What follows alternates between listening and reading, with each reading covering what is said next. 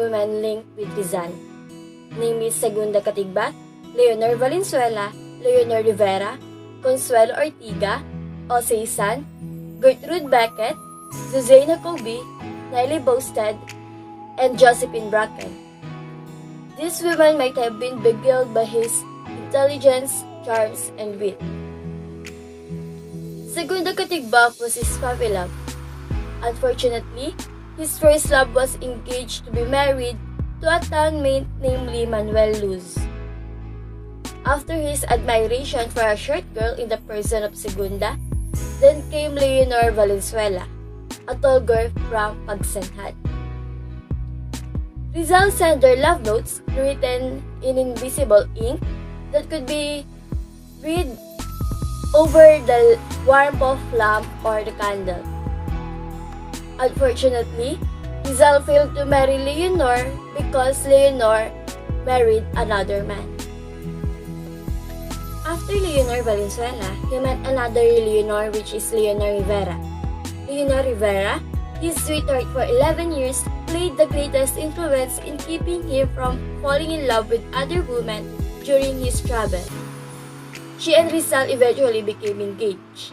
In her letters, she signed their name as Timis in order to hide their intimate relationship from the girl's parents. Unfortunately, Leonor's mother disapproved of her daughter's relationship with Rizal, who was then a known filibustero. She hid from Leonor all letters sent to her sweetheart. Leonor believed that Rizal had already forgotten her, sadly consented her to marry the Englishman Henry Keeping, her mother's choice. The next woman in Rizal's life is Consuelo Ortiga y Perez. Consuelo Ortiga, the prettier of Don Pablo Ortiga's daughter, fell in love with him. He dedicated to her a La Señorita Coyr, which became one of his best poems. The Ortiga's residence in Madrid was frequented by Rizal and his compatriots.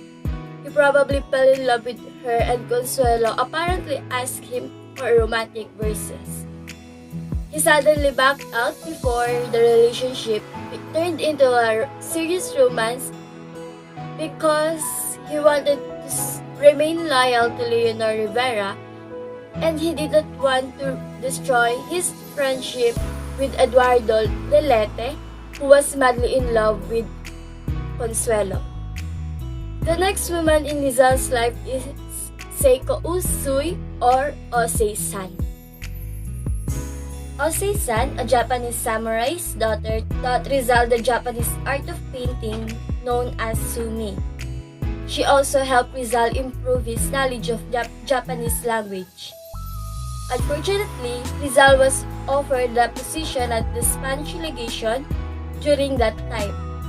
He then decided to leave Japan and forget his romance, which pained him gravely because he truly loved Osei San. The next woman in Rizal's life is Gertrude Beckett. While Rizal was in London annotating the successos de las Islas Filipinas, he boarded in the house of the Beckett family within walking distance of the British Museum. Gertrude, a blue-eyed and buxom girl, was the oldest of the three Beckett daughters. She fell in love with Rizal. He affectionately called her Getty, and in return, she called him Tuti. Rizal withdrew before his relationship with Getty could become more serious, realizing that he had a greater mission to fulfill and that in order to accomplish it, he could not yield in the option of marrying her. The next woman in Rizal's life is Suzanne Till. On January 28, 1890, Rizal left for Brussels, Belgium. He stayed for a considerable time, paying for room and board. His landlady had a pretty niece named Petite, Suzanne Jacobi. She was taken by Rizal's charm, and gallantry provided him good company.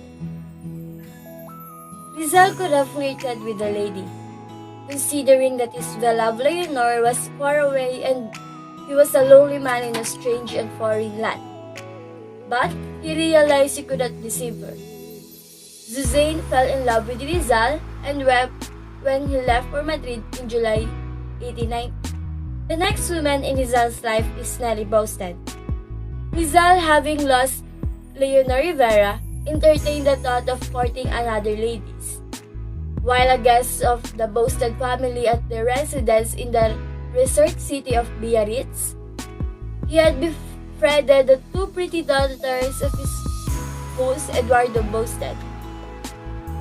Antonio Luna, one's brother and also a frequent visitor of the Boasteds, courted Nelly, but Nelly was deeply infatuated with Rizal. Rizal's marriage proposal to Nelly failed for two reasons. First, Nelly demanded that he give up his Catholic faith and convert to Protestantism, which was her religion. Rizal did not like this idea. Second, Nelly's mother did not approve of Rizal, as she had no desire to entrust her daughter to a man who was wanting in wealth and persecuted in his own country.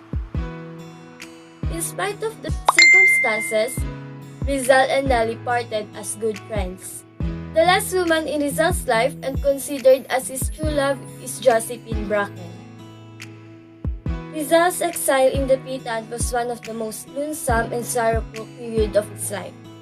He missed the company of his friends and family, and the death of Leonor Rivera on August 28, 1893 left a gaping void in his heart.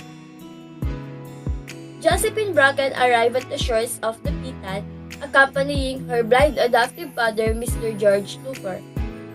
No ophthalmologist in Hong Kong, their home country, could cure the man's blindness, and so they sought the service of the famous Dr. Jose Rizal. Rizal and Josephine fell in love at first sight. Their romantic interlude went on for about a month, after which they decided to marry. The priest of Dapitan, however, refused to conduct the ceremony without consent from the Bishop of Cebu. When Mr. Toffer heard of his daughter's plan to marry, he became so enraged at the thought of losing Josephine that he attempted to kill himself with a razor on his throat. Rizal prevented this tragedy by holding the man wristbands. Josephine left with her father on the first available steamer to Manila in order to avoid more trouble. Since Mr. Tupper's blindness was venereal in nature, it was incurable. Mr. Tupper went back to Hong Kong alone, and Josephine stayed in Manila with Rizal's family. Since no priest would bury them, Rizal and Josephine held hands, exchanged vows, and married themselves before God.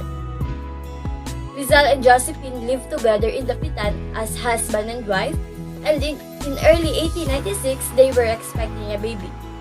Unfortunately, Josephine had to go into premature labor, and a little boy of 8 months was born, who lived only for 3 hours. Rizal named him Francisco in honor of his father and buried the child in the Pitan. That's the story of Rizal's romance, how it started and how it ended. In retrospect, maybe Rizal was not meant for a long commitment like marriage with all his struggles and freedom-fighting obligations. Maybe Rizal just always needed a companion. We all have our fair share of heartaches and success in love. Even the most popular person, the national hero Dr. Jose P. Rizal of the Philippines, went through this.